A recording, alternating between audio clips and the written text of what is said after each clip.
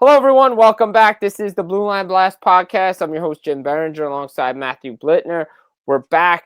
Get ready to talk some Olympics. We got a great guest today. We talked some Rangers as well because, something, I guess, happened, right, Matthew? I mean, I guess. Something happened, Jim. I guess something happened, right, where, Olympic trade freeze, all that stuff. But first off, before we dive into anything, Matthew, what's going on, man? Hope you're doing well. Doing well, Jim. It's brutally cold outside. It's brutally cold inside. I actually almost wish I was at an ice rink just because the ice rink would be warmer than it is currently. And that's no joke. Jim, last I saw you were still getting ready to go down to Florida for the Stadium Series. We had a goalie fight there. Some fun things happened. You had an all-time great outdoor game. But, there was a there's a GM who decided to step down, but not really. And yet, guess what? All the news, everything that matters around hockey that's not Olympics right now, centers around the failed evil empire franchise, the New York Rangers. And that is because they are a bumbling mess of an organization. And while you cannot blame Chris Drury for Panarin having all the leverage, he's not the one who signed Panarin to that contract and gave him the no-move clause, you can say that he still mishandled the situation. Let's be clear. He put out a letter 2.0, saying that these players, that they're going into a retool. Okay.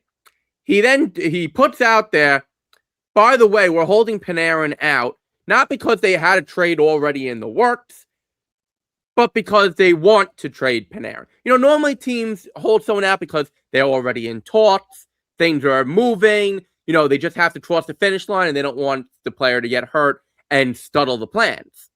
No, they held Panarin out, and then we're talking with people, and Panarin said, I'm confused. I don't know why they want to move on from, I don't know why they don't want me. And guess what? Chris Drury got taken to the cleaners and back and forth and back again quite a few more times. He got, for top 15, 16 scorer in the National Hockey League, even at a rental, who's 34 years old, who signed an extension. Yes, it's only 2 years, but still signed an extension, so there's term on that deal. He got a prospect who's not even in the top 100 across the minors. He got a third-round pick that becomes a second if the franchise that he made the trade with, the LA Kings, manages to win a round when goodness knows they have not been able to win a round in the last 5 years. They haven't won a round since they won a Stanley Cup. Let's just put it out there. Especially the last 5 years, losing to Edmonton every time. And a fourth, if and only if, a fourth in 2028, if and only if they win 2 rounds. Jim, where was the first round draft pick? Where was the consensus top 100 pick? And again, I know that Panarin held all the cards and he only gave one team. And when there's no bidding war, okay. But then you say, screw you, LA. I'm holding on to the guy. He's going to play for us. And you either attempt again at the trade deadline, or you just say, screw it. We'll trade his rights at the draft. We'll get a first rounder at the draft, and then he becomes a free agent. The Rangers had no leverage. Well, give them that. They had no leverage. They were raked over the coals and held by the throat by Panarin and the LA Kings. But you've got to handle that whole lead up better. Way better. You got to handle it way better. Look, Panarin, right? Reports are he only wanted to go to LA. Washington was there. Florida was there. There were a bunch of teams that were there. Now, let's get this out of the way first. Rangers were not signing him to a 4-year deal. Rangers didn't want to pay him $12 million, $11 million, whatever it was. They didn't even want to sign him to a 2-year deal. Well, yeah, because the 2-year deal was like $7 million, $8 million, whatever. It was way below what Panarin wanted. They wanted to move on from him. Fine. However, you got to get a first-round pick out of it. You have to get one of LA's top prospects out of it. You have to get something of value in return. They didn't. And now Chris Drury, again, has made this team worse. And I don't want to hear about the guys before Chris Drury were there. Because the guys that were there put together a pretty good team that went to the conference finals twice. They also have a erratic owner who just changes things whenever he wants instead of sticking to a plan. And now you're asking an inexperienced GM who, by the way, was part of the drafting process for a lot of the guys that have gone out of here. Also was if I'm not mistaken, the GM of Hartford at one point when he was the assistant GM in New York. Yeah. Because so the development, the drafting, and the development also falls on Chris Drury here because Hartford isn't good either. And yet we want him to clean up a mess when there really wasn't a mess. It was just mismanagement by the owner and believing in a fake playoff run that they had in COVID. However, you needed to get more for Panarin because you wanted 3 pieces. Now, granted, as we've talked with Arthur, we've talked with a bunch of people, Vincent Trocheck has more value, and he'll probably get traded, but you need to get the first-round pick there. Now you have to get overvalue and get more compensation for Trocheck because you didn't get it for Panarin because you had the extension. We know Washington had a better deal on the table. We know San Jose probably had a better deal, but he wasn't going to those teams. He wanted to go to big cities, and LA fits big city. The issue is the letter and the fact that the reports came out that said Drury went to Panarin is basically, we're not re-signing you, made sure the trade had to be rushed. And with the Olympic trade freeze coming, when it did at 3 p.m. last Wednesday, they had to get it done.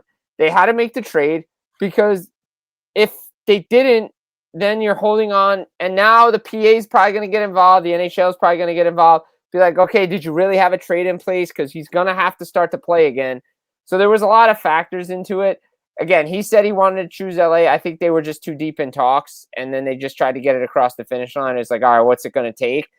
But, I mean, Liam Greentree and 2 conditional picks is not what I call, 3 pieces similar to Brock Nelson trade. Oh, and by the way, LA Kings right now on the outside looking into the playoffs. So this could be, a 3rd and a 4th and Liam Greentree for Artemi Panarin? Look, and again, so let's take Panarin at his word. Okay, Right. Let's take him at his word that he wanted to only go to LA because we have no proof, no evidence, no reports of anything else. We know, in fact, that's part of why he came to New York 7 years ago because he wanted to be in a big city. Why he turned down the Islanders even because they weren't New York City. Right. So it makes sense. All that's above water. All that's kosher. Everything. And just one more thing before you go on with your point. LA was in the running in 2019 as well. They just didn't have the money to pay him. Right. And so now LA gets him. He goes to LA on a 2-year deal, $11 million per year, which is $600,000 and change fewer than he's currently getting on his current deal.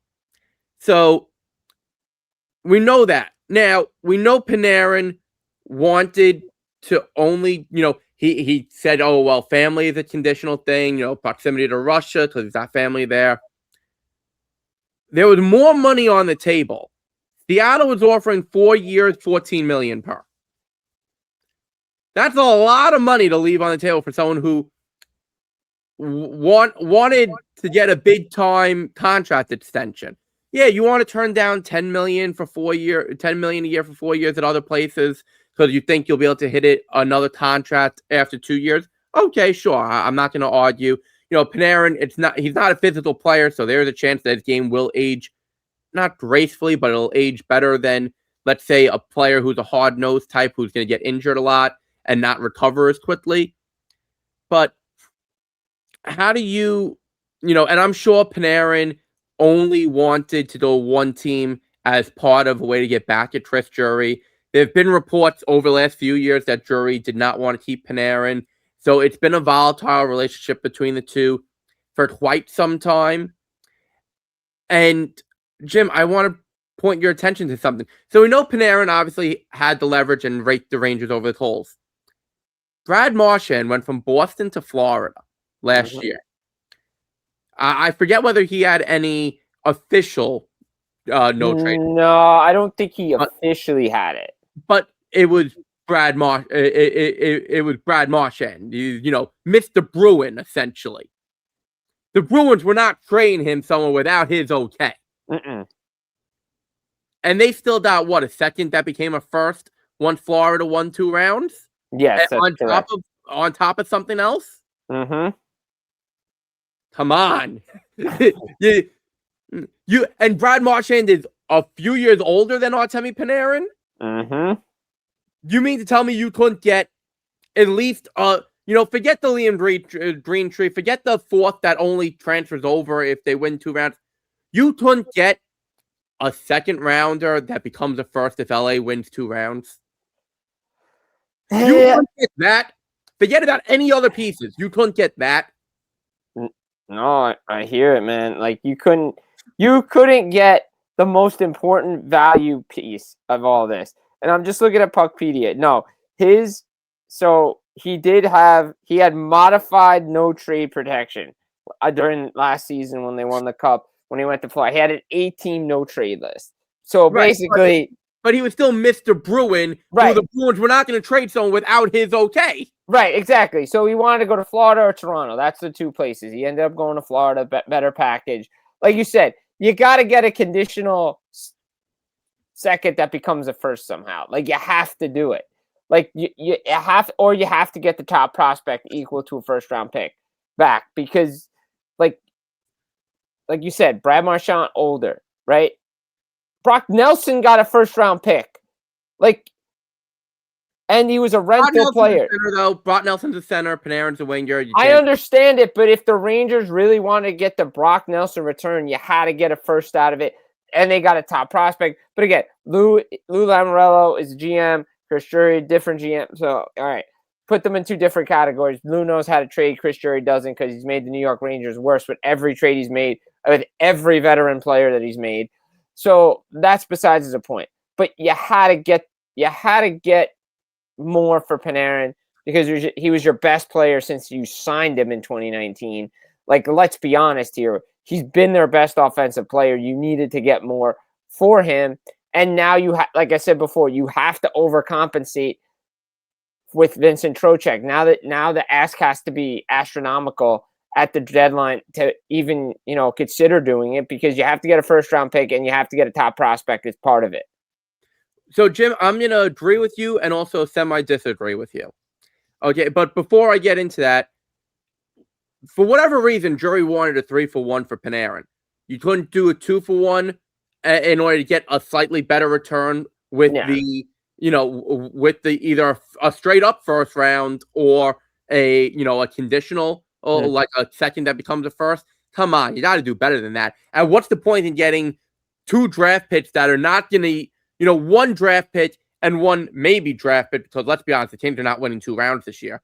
The Kings may not even win 1 round if they even don't even make the playoffs. Right. So you're looking at things that might not ever help your organization. Right. And okay, yeah, Green Tree is the Kings' best prospect. He's 130th. The 130th best prospect. That's not anything. That's nothing. No. But Jim, here's what I'm going to agree and disagree. I agree that they didn't try to overcompensate. Where I disagree is actually be on Trocheck. Because, yes, we know Trocheck, he's good age, got 3 years left on a very manageable cap hit. It's under $6 million per. He's a center. He's not a true top-line center. He's really a second-line center, which is still... Yeah, teams need those. Teams need those right now. Teams need that. So, by all means, he has a lot of value, Trocheck. Where the Rangers, in my mind, are going to overcompensate, they're going to trade Braden Schneider, who is a right shot, 24-year-old defenseman, who, okay, he doesn't have a lot of offensive touch to his game. That's not his game. No. He is a stay-at-home defenseman. Jim, last I checked, stay-at-home defenseman. Defenseman, it's in the position. They're supposed to defend. Yeah, I believe that's part of the requirements. If I'm not correct. Okay, offense is just a bonus. Right. He's a right shot defenseman, which is incredibly rare in this day and age. Teams covet that till the cows come home. Oh, and by the way, he's what? He's 24? I know he's going to be a restricted free agent. Guess what? You sign him. Yeah. You're trying to go into a retool, right? You said in your letter, this is not a rebuild. You said this is a retool, not a rebuild. A retool means that you are looking to be competitive again sooner than tearing it all down to the studs. Why on this green earth are you going to trade a 24-year-old right shot defenseman who, in the right system, is probably on your second pair? Yeah, I mean, I can understand if he was 34 years old. Right, but I mean, I understand if he was your seventh defenseman. Right. No, I get it. What are you doing? I mean, 24, check. Young, check. RFA, check. Controllable, check. Yeah, I'd keep him on my team too because he's Braden Schneider and he's going to be a good player. But do they have the right coach to help Schneider develop? Again, are they going to put him in the right place to succeed? Where do they see him? Right? Yeah, they're going to, and they'll trade him away and they'll get whatever for him. And it's going to be another player. But I do remember, and I heard Chris Drury say this, he doesn't know how long this is going to take. Well, I looked up the definition of rebuild. Yeah, that falls into rebuild, not retool. Because retool means you can do this like Boston or Washington and flip it around in a couple years. You don't have a timeline. That means you're in a rebuild, bud. I hate to break it to you. It's a rebuild, not a retool. So if you trade Schneider, you trade Lafreniere, like you have to really look at see who's a part of this team moving forward besides Adam Fox, Gavrikov, Shesterkin, and Zibanejad. Figure it out. So I could see them again playing hardball with Zibanejad, trying to get him to waive his no move clause. But it can't just all be young guys, though. Right, it can't just be young guys. They're not going to trade Miller. No. They're not. After Drury moved heaven and earth to get him, they're not moving Miller.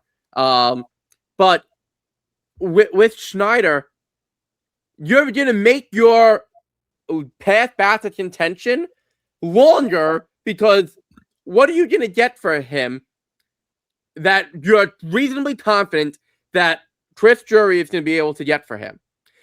A normal, sane general manager for Braden Schneider, 24 years old, restricted free agent, is getting a first-round draft pick. He's getting a top-flight blue-chip prospect, and he's getting either a young player off of a roster or off the NHL roster, or he's getting, a prospect who could potentially come up and make a difference in the next year. Chris Drury's track record, he's going to get a second-round draft pick. He's going to get a prospect that sits outside the top 100, and he's going to get a conditional pick that might not ever even transfer over due to what the conditions are. If that's what you get for Braden Schneider, sign him. Not only should you be signed, you should be signing Braden Schneider regardless. If that's all you're able to get for Braden Schneider, you should be thrown out the building. Physically thrown out the building.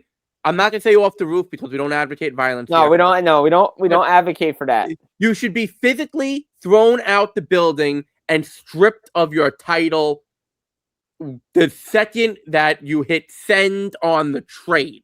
The minute you hit send on the fax machine, you should be fired. Fired. And look, we all agree that he probably shouldn't have got the extension over the summer, considering what he did last year that caused the mutiny.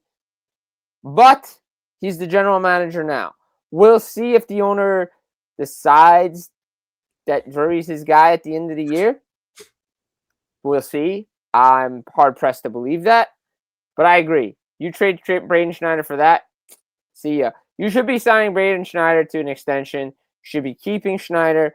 You should be keeping guys that are young and you can develop them and play these kids in the right position to succeed. But again, they don't have the right coach with the right system to make this team good. And I'm not sure Mike Sullivan is up for a rebuild in New York because that's not what he came here for. No, not what he came here for in the slightest. But I think Sullivan sticks it out for at least another year if it's his choice. Yes, I If agree. it's up to Dolan or it might not be his choice. But if it's up to Sullivan, I think he sticks it out at least another year.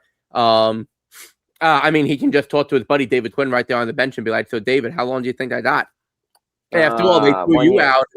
they threw you out pretty quick, So we'll see what happens. But Jim, we have our special guest of the evening waiting on the other line. We are going to be talking with former NHL player Brad Norton, who is going to help us break down the Olympics, international play, give us some thoughts around other hockey topics. So, Jim, let's go to our non-existent sponsor break. There's the mug, and we'll be back with more Blue Line Blast podcast with special guest Brad Norton in just a moment. Welcome back, ladies and gentlemen, from our non-existent sponsor break. There's the mug, of course. I'm Matthew Blittner. That's co-host Jim Biringer on the Blue Line Blast podcast, and we're joined now by former NHL player Brad Norton, who has willingly joined us on the show on this first Monday of the Olympic break. Brad, how you doing tonight? I'm doing good, man. Thank you guys for having me. I appreciate it. No, thank you for coming on. It's our pleasure. Now, Brad, with it being the Olympic break and everything, and you being a former NHL player, I guess we're going to dip our toes in before wading deeper. A lot of NHL players talk about how the Olympics are, it's such an honor to play for their country. Some people say it equates to winning the Stanley Cup. Some say no, it does not. What's your take on it? Because you did play in the NHL during an era when players did consistently go to the Olympics. Right. You know what? I represented my country when the U18s, we had an under 18 team in Finland. And just to put that sweater on is special, man. It's really special. And, especially this year when it's the best of the best, I think I think the kids are fired up. I think the country's fired up. It's going to be special for sure. Yeah, no, I mean, we stick with the Olympic topic, and you say what it means to put on the sweater, right? And like you said, you represented your country in U18s.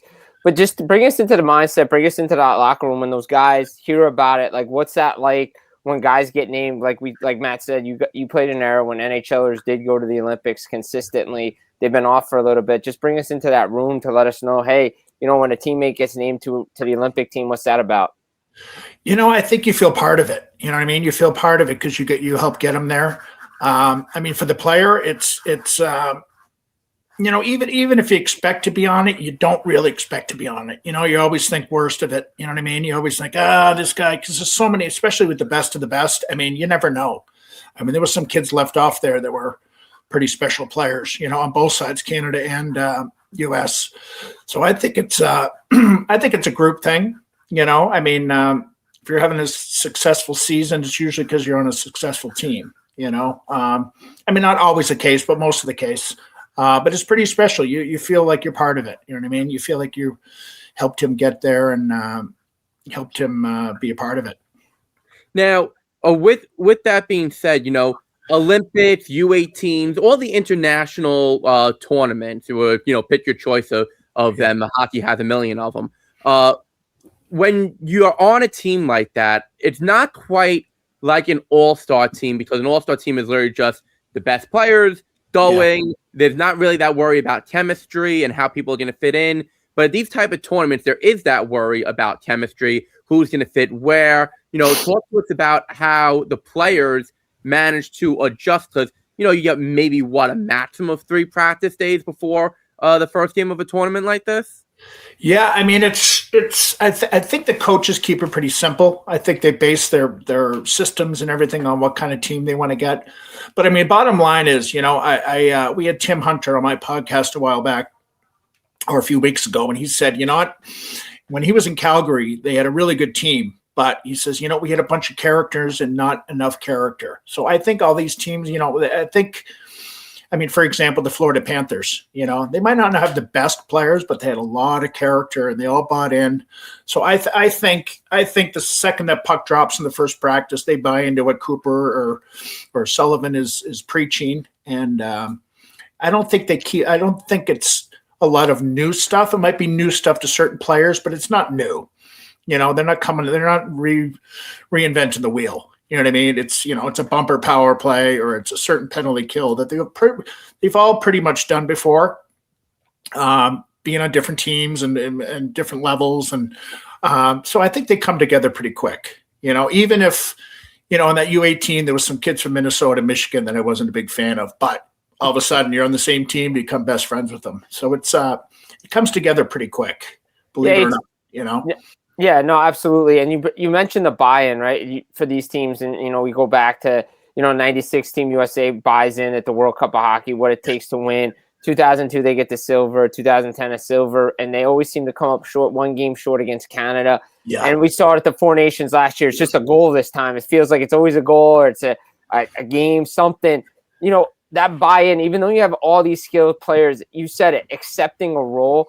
These skilled players have to do that, right? Yeah, I mean, some guys have to take a step back. You know what I mean? They're not going to be the star, and they may be on a third line, which they're, like you said, they're all-stars, for sure, all-stars.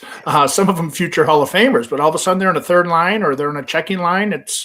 They buy into it. I mean, for example, my brother Jeff, who played in the league a long time, he was on the 88 Olympic team, which is amateurs. It was all college kids and junior kids. And they didn't have enough kids that bought into it. I mean, they had Brian Leach, they had Craig Janey, they had Kevin Stevens, they had Mike Richter, they had, oh my God, they had everybody. I mean, I think every single kid, Peter Lavalette was on the team. I mean, they had every kid signed a contract after they got knocked out. But they just, there wasn't enough pucks on the ice. Everybody wanted to be the goal scorer. Everybody wanted to be, in the box score.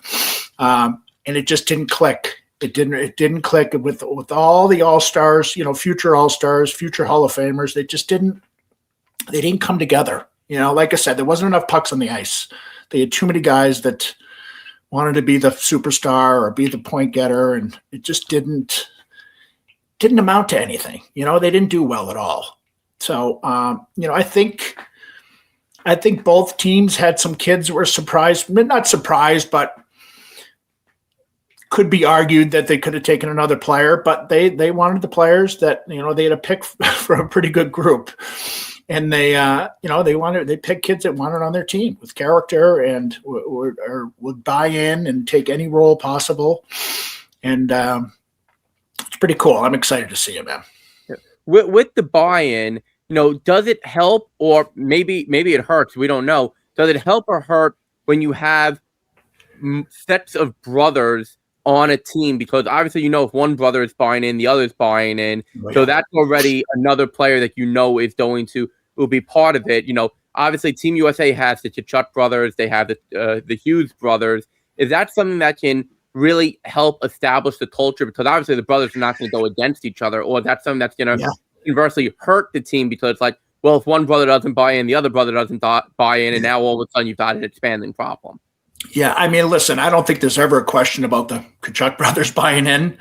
Even the Hughes brothers. I mean, they're team players. They're all team players, but especially the Tkachuks. I mean, that's a no-brainer. I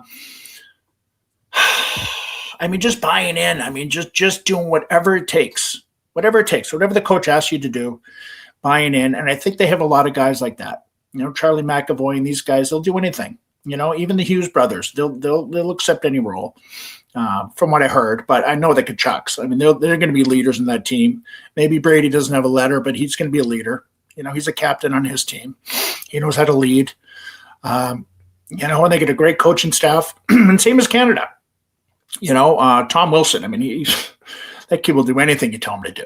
And Canada has a few of those guys. And then Tampa having all the Tampa guys helps a lot too. They already know how to win. They know what Coach Cooper is going to preach. And, people will follow, so they get a lot of good leaders. I mean, they get a lot of captains on both teams that know how to lead. So they know what it takes to win. Yeah. And you mentioned the Tampa guys with John Cooper. You mentioned the Florida guys. I mean, 6 straight trips to the finals with those two teams. Yeah. When you started playing, who would have imagined that the state of Florida would have 4 Stanley Cups, outdoor games, and the growth of hockey down there, considering, it was always Massachusetts, Michigan, Vermont area. Right. Like, what do you make of that? Well, I played in Florida when we were trading guys during warm-ups. So I played there when Pavel Bure was there. My brother was there. We were terrible. We sucked. Even though we had Roberto Longo in net, and we had some good players. We just, Mike Keenan was our coach. We just couldn't put it together, And we had about 7 tough guys, so that didn't help. And Tampa wasn't very good either, And then Bill Zito came in. He was my agent when I played. He came into Florida, and he was working in Columbus, and he kind of got a grasp of things and how an organization was run. And then he went into Florida and he did his own thing. He wanted character. He wanted, he's got some characters, but he's got a lot of character on that team, man. And people are disappointed now. I mean, listen, there's a lot of injuries going back to back again. I mean, would be unbelievable. I mean, just health wise. I mean, that's a short off season. That's a lot of miles, man. A lot of miles on Kachuk and Barkov and these guys that, you look back at the Islanders when they won 4 in a row. I mean, that is unbelievable, because it was rougher back then too. So to see that and to see the Panthers do it 2 years in a row is pretty special. And special to see, like you said, the growth of hockey in Florida, because it's grown at all, grassroots levels too. They get some good Florida teams in youth hockey that I coach against that you would never expect, but it's all because of Tampa and the Panthers. They put these teams together and showing kids how it's done and getting attraction and more interest in hockey. So it's pretty cool. It always is cool when you see a new market or markets emerge for a sport, especially for hockey. But one market that has never had an issue with that has bred, plenty of hockey talent over the years.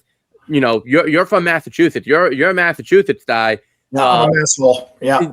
And just to think, to tie it back to the Olympics. I mean, David Quinn, was part of that. Mike Sullivan's part of that. Obviously you were a University of Amherst guy. Yep. What connection, if anything, did you have? Did you know these guys coming through the ranks, and what was your take on them? Yeah, I mean, I skated every summer. There was a camp. There was a pre-training camp at camp at BU that all the NHL guys and a select few of college kids, and I was pro at the time, so I'd skate with all these guys. I knew a lot of them from my brother. I played against Keith Kachuk, the father, in high school. I think he was at Malden Catholic or something like that. But even in my group of guys like Mike Greer and Chris Drury, I know he's from Connecticut, but he was really going to BU. He was always around Boston. But Chris Kelleher, who works for Minnesota Wild now in USA Hockey. I mean, a lot of guys, man. A lot of guys came through there that I played against that moved on. And I mean, it's like you said, Michigan, Minnesota. It's not just that anymore. I mean, you get other states that are producing kids, and it's really good to see, because it used to be just Michigan, Minnesota, Boston, but now it's really expanded, man. It's great to see. I mean, the game is so good now, and it's pretty cool, really cool. Yeah, I mean, look, the game is taken off in so many different ways, and the game since the lockout of 04-05, but from when you played till now, it really has taken off. The expansion. We're in Vegas, Seattle, 32 teams now. I just want to ask you this, and this may take a while to figure out or answer, but just what do you see the difference between today's game and the time you played? I mean, I think it's a lot more skilled, but listen, we had skilled players. We had a lot of skilled players, but I think it's, I think they let the players play, without the clutching and grabbing. And I do miss the fighting. I do miss the answering the bell and consequences when you run around being an idiot. I think kids get away with stuff that they wouldn't have got away with back when I was playing.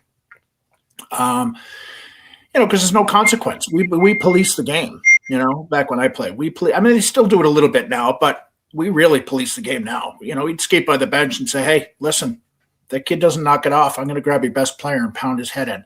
You know what I mean? That's the way it was. It's the way it was. So kids thought twice about running someone from behind or cross-checking a kid in the face or just doing something stupid.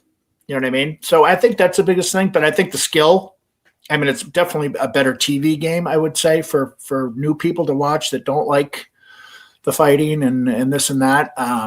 But the skill level, oh my God, dude. I watch. I don't watch it as much as I used to because I used to love watching the fights and stuff. And some people call it the no-hit league. I don't think it's that. I think that's getting carried away because there's still some big hits and there's still some scraps. And I mean, there's no other sport that plays harder than hockey, hands down. So it's changed a bit, but I think it's changed for the viewers and people wanted to see fighting out of the game. And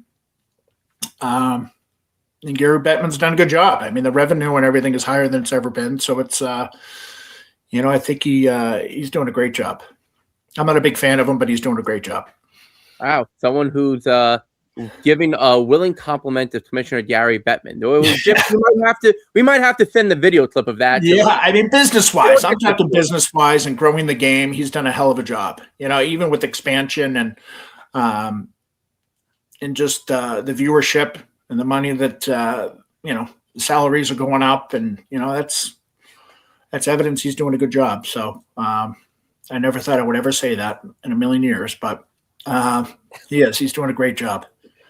Well, he certainly is on that. And we're talking with Brad Norton, former NHL player, here on the Blue Line Blast podcast. Brad, before we let you go, I'm going to ask you a two-part question here. Okay. And I know you said you don't watch as much anymore, but obviously the Olympics, the men's tournament is about to get started, on Wednesday. The women's tournament's going on right now. The NHL season, pretty much every team has played at least 50 games, basically. If you had to pick who you think is going to win the Olympic gold medal for the men and who you think is going to win the Stanley Cup this year, who are those two teams and why? I would say USA, and I would say, with all the injuries Florida has, I would say either Tampa or the Avalanche. I know I'm not going out of my, you know what I mean? I think they're both some of the best teams. But I think one of those two. I think one of those two in USA for sure. I can't bet for Canada. Are you kidding me? Get shot. My dad would kill me. But I just think, I just think they have. Canada's really good. Finland's really good. Sweden's really good. So you never know. But I'm rooting for Canada. I'm rooting for USA for sure. I think they have good goaltending, really good goaltending. I think they got a good group of D. I think they'll miss that Jones kid, but that young kid coming in is going to be real good. And just a lot of leadership up front. A lot of depth up front that I think they're going to do well. But again, this is the best of the best. You look at Sweden's roster, you look at Finland's roster, you look at Germany. The Czech team. I'm disappointed the Russians aren't in it. I think it should never get political when it comes to the Olympics. I don't like seeing all these figure skaters and skiers talking about politics, but I think it's the media. They should never bring that up. This is about sports. It's about bringing your countries together. And I don't agree with it one bit. I think you represent your country. You represent your country. It should have nothing to do with Donald Trump or the administration. I think it's taken away from how talented and how skilled and everything these kids are to make it. They've worked their whole lives to do this, and now they're asking political questions. I don't like it. I don't like it one bit. So that's my opinion on it. Well, some people might argue, but I get it. No, it's a fair opinion. Fair opinion. Matt, I just want to ask him one more thing before we wrap. Yeah. Did you get a chance to see both goalie fights? Because I know you say you didn't watch because of the fight. And there's not much fighting. But did you get a chance to see the two goalie fights? I did. It was awesome. Look what happened in Tampa. They were down 5-1. I think they had scored a goal, but they had that fight and that turned that bench around. You know what I mean? Because listen, when I used to fight, I never fought for myself. It wasn't because I was mad. That's the hardest part about fighting back when I was playing, is that you never fought because you were mad and you were pissed off at a guy. It was because they did something to your team or you're down by a couple goals and they're going to somehow flip that switch. And get into it. So, I mean, they had that bench. They had both benches fired up. It was awesome. The fans loved it. People talk about no fighting, but the fans loved it. The place was going freaking bananas. I loved it. It was great. Listen, I still watch. Like, I watched a girls' game the other night. I mean, girls, especially at that level, girls hockey isn't the old girls hockey. Like, this serious hockey. I mean, there's some serious skill. They bump each other. They bang each other. There's a lot of skill out there, man. That was a really entertaining game. I loved it. Yeah, and I'm going to I'll watch every Olympic game for sure.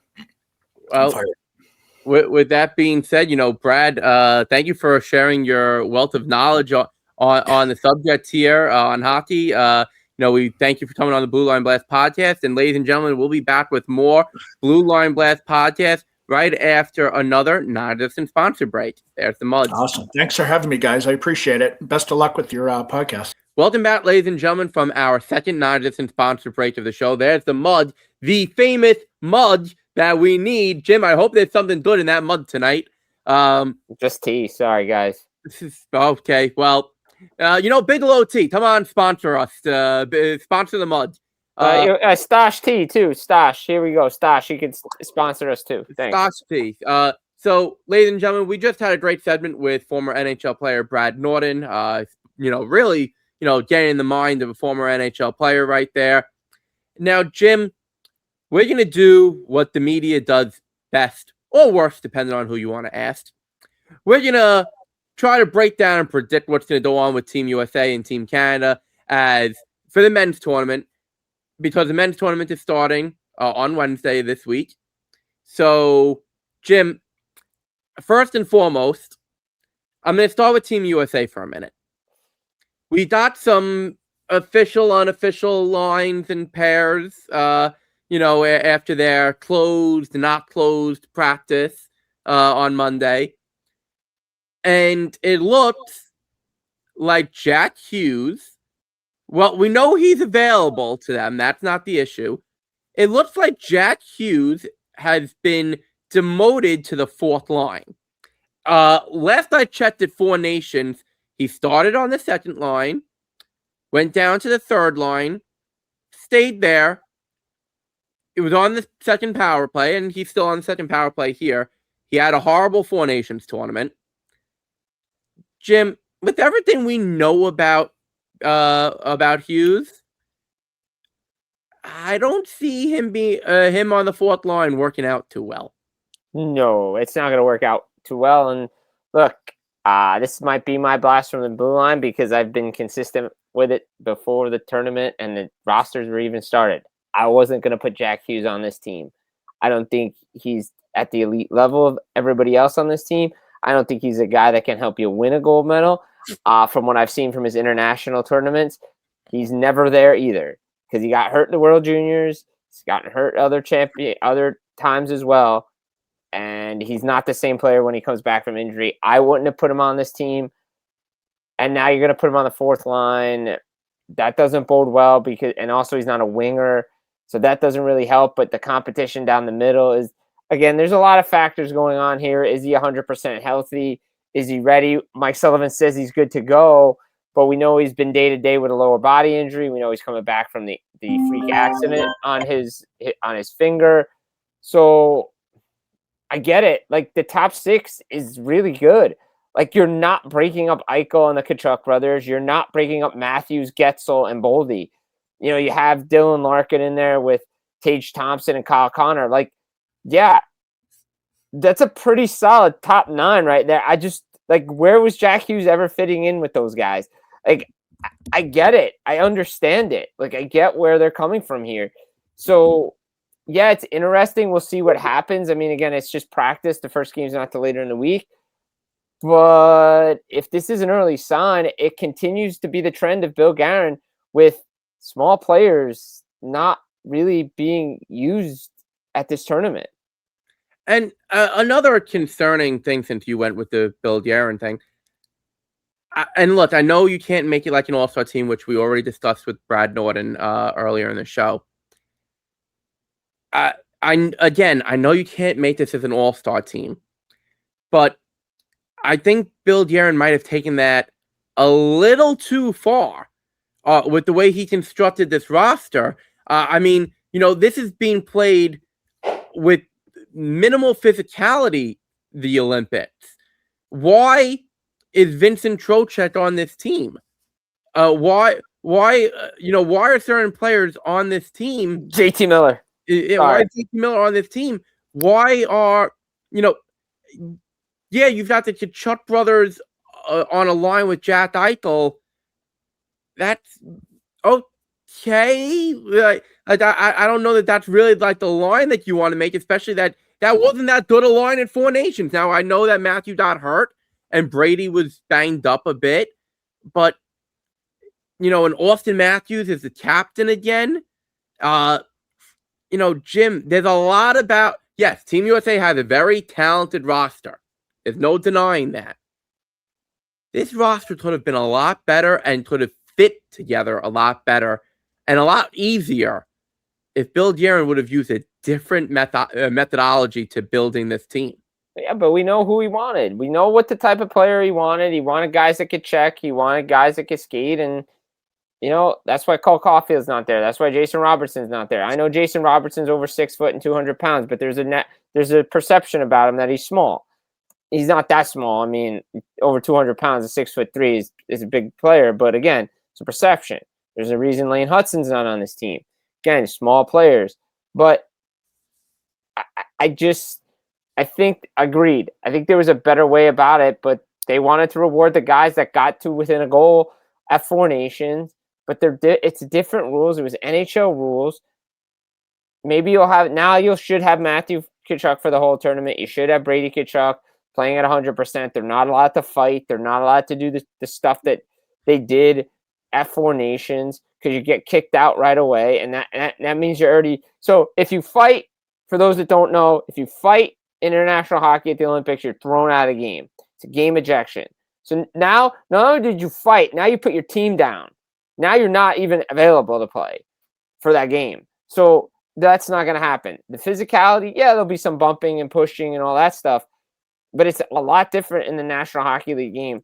And that's why I think guys like Cole Caulfield and Robertson and even Clayton Keller was taking rotations on the fourth line today. Like, you put Clayton Keller on there. He helped him and Tage Thompson help bring a gold medal to Team USA at the World Championships. There's a reason why Clayton Keller was there. And he doesn't even make it top 9. I think there's a lot of overthinking with this roster right now. And look, again, another blast from the blue line from me. I don't think they're winning a medal. I'm being honest. Like, I don't think they're winning a medal. Well, I'm not going to go that far. I don't see a world in which Team USA doesn't at least get the bronze. But we know the mentality of the bronze medal games with these guys. Right? It's like if they play a team like Finland or Sweden in the bronze medal game and they say they lose in the semifinals to like Canada or somebody else, they check out and they don't play for the medal. That is very true, but I don't see a world in which they fail to medal in this particular tournament. I don't see it. I'm going to disagree with you on that. I just don't see it happening. I will say that, a couple months ago, I interviewed Bill Guerin at Prudential Center while he was there on one of the scouting trips. And he backed up what you said about, we don't want to make wholesale changes to Team USA because, we got within a goal at Four Nations. We got to overtime in the gold medal game. Well, if you didn't want to make wholesale changes, okay, I understand. You had a pretty good team. And in theory, with the lack of physicality that there will be at the Olympics, all the skill that was already on the team should, in theory, be more advantageous to scoring goals. But you came up one goal short. Maybe, just maybe, should have thought to maybe just a drop more offense. Maybe one player. Give us one player, Bill. Just one.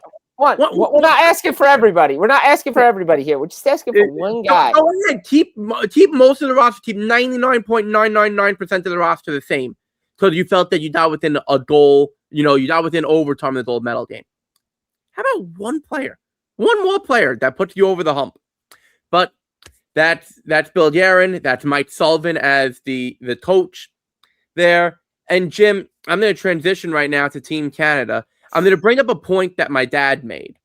Okay? So shout out to my dad on this Yo, one. shout out Pops. The preliminary lines that came out for Team Canada had Celebrini with McDavid and Tom Wilson on the top line.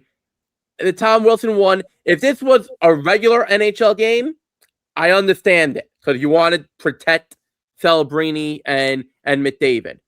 The Olympics, I looked and I know Wilson has skill, but as my dad brought up, why not put your 3 best players on that top line? Just go nuclear. Just go nuclear. Yo, NHL hero line right there. Overwhelm it. You want to do McDavid in the middle of McKinnon and Celebrini. You want to do McDavid in the middle of McKinnon and Crosby. Ooh. You want to, some combination of those 4 Could throw Marner up there too if you wanted to.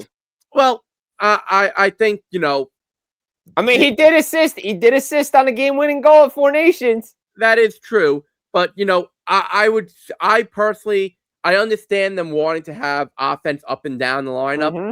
How is Sidney Crosby? Yes, I know he's older and everything. How is he your 3rd-line center? How is he not at least on the wing on the 2nd line with McKinnon and Marchand, or something like that? I think, well, not Marchand. We don't know on Monday because practice was closed, but there are reports that Crosby was skating on the wing with McKinnon and Marchand. But again, we don't know because no one was there, because no one was allowed in, which was kind of odd. This is the first time I've seen that at the Olympics where the team actually chose to close practice off. But I guess new day and age with John Cooper and Team Canada. Well, it wasn't just Sweden, Finland, yeah, US. They all were doing it. No, U.S. was open today. Well, U.S. originally said they were having it closed, and then they reversed after that. But, I mean, look, Canada, we know what their lineup is, and, whether they'll rotate Bennett in, whether they'll rotate some of their other guys in, and shout out to, Point and Cirelli for not being able to go and make it a sacrifice, not to go because they're all banged up. Congrats to Seth Jarvis and Sam Bennett for being there for these guys. I mean, yeah, Team Canada, well-balanced lineup throughout from the lines that we saw on Sunday. Nick Suzuki with Marchand and all those guys. They just had a well-balanced lineup. They put their lineup together. They put their team together. They understood it and learned from past mistakes, because the biggest regret they had from 2006 was not putting an 18-year-old Sidney Crosby on their team. They learned, Macklin Celebrini, he's special. He's got to be on the Olympic team. Like, he has to be there. He's played with Crosby. Crosby advocated for him, right? They have a nice mesh of guys. They have a good group. They have a good top line. But they got a tough group. They really do. They got the Czechs right away. Like, the Switzerland's in that group too. Like, that's a tough group to play in to start off for the defense. Well, they're not the defending gold medalists, but they are the defending gold medalists in my book with NHL players there. Yes, and look, just to put a nice little bow on, how the lineup should be. Canada has an abundance of riches all over its roster. Mm-hmm. You can still have a well-balanced roster and still go with the nuclear option on the top line. Mm-hmm. Like, there's no reason. Think about it. You have Celebrini was the number 1 pick. McDavid was the number 1 pick. Crosby was the number 1 pick. McKinnon was the number 1 pick. Take any 3 of them. I don't care which 3. Take any 3 of them. Put them together on the top line. You just nickname the line number 1. Yeah. Okay? First overall, whatever you want to call it, the generations line. It doesn't matter. You still have more than enough firepower to have a well-balanced lines 2, 3, and 4. You could have still had that and then had the overwhelming just, you know what? We've got all these riches. We're going to flaunt it. Yeah. We're going to show up. We're just going to flaunt it and be like, you think you can raise us? You think you're going to stick with us? Guess what? We're rolling out these 3 guys on the top line. And you're going to put McCarr, and we're going to put McCarr and Taze on the back end. And yeah, that's our line. Like, and go deal with it, because you're not getting to Binnington and you're not getting to any of our other goalies, because we're going to have the puck in the offensive zone the whole time. Yeah, go deal with that. And look, a lot of teams are going to have to. right? Because Sweden still got a good team, Finland still got a good team, the Czechs got a good team, the Swiss got a good team. But again, Canada, US are standard bearers. But at the Olympics, we've seen Finland step up, we've seen Sweden step up. There's a lot of good talent spread out across the world now with best on best. Obviously, as Brad mentioned, the Russians aren't there. So we really don't know what they would be like, what the tournament would really be like with them there. Absolutely stacked. They would be stacked. Whether they win is another story. But it would be fun to see. True best on best. It's just going to be unbelievable to have the NHL players back at the Olympics again. I can't wait to see it. Yeah, I can't wait to see it either. And just as a teaser, whetting your appetite, even though they obviously deserve the main event themselves. The U.S. women are now, 3-0? Yes, I believe so, yes. Quite honestly, Jim, Hillary Knight has shown no signs of slowing down. I've got to tell you, and this was not my original opinion. I forget who was reporting it. So shout out to whichever media member there who's over there in Milan was saying it. Team USA women could very easily defeat in a regulation game at least a third of this year's National Hockey League teams in a game. Easily. That is how good they are. Easily. I put a stamp on it. Team Canada, we all know, Canada hockey, Canada and hockey go together like, putting your two hands together. U.S. women are the best team in the world. Yeah, we're gonna find out. Okay, they're the best team in the world. If you took the Team USA women, had them play an 82-game season in the National Hockey League against this year's proper National Hockey League teams, they're going with whichever conference you want to put them, East or West, doesn't matter. They're going to the conference final at minimum. Be hard to argue against it. That's from the blue line. Be hard to argue against it, but there will be some teams that could beat them. And look, they got that prelim game when everybody sees this. They'll be playing Canada in a prelim game before, obviously, probably again in the gold medal game. And everybody expects Canada and the United States to be there again in the women's hockey because it doesn't really look like anybody's going to touch them the rest of the way. And it's going to be fun to see the men's tournament, figure out, who's going to win gold there, whether it's Sweden, whether it's Finland, Canada, United States. But again, a lot of hockey to be played.